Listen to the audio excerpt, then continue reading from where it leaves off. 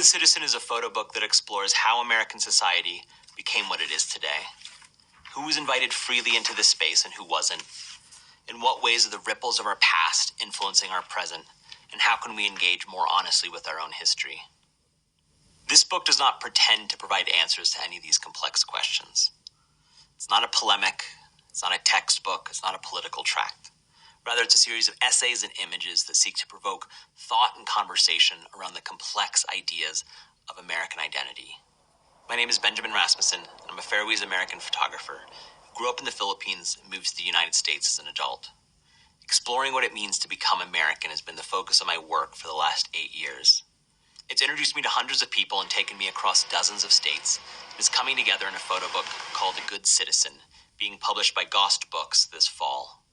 My collaborator in this project is renowned legal scholar Frank Wu. Through Frank's essays and my images, we explore ideas and pose questions about how America's complex history echoes into today's society.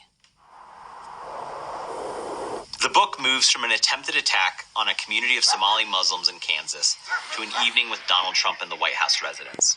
From the experience of Japanese in internment camps in World War II to a thriving community of Iraqi Yazidis who moved to Nebraska after serving as U.S. interpreters in northern Iraq. From the streets of Ferguson with those protesting the killing of Mike Brown to a search for the perpetrators of a mass lynching in Georgia. We meet the winners of beauty pageants in immigrant communities and explore how Miss Arab USA and Miss India Florida stand in contrast to the white requirement of U.S. naturalization law that existed until the 1950s.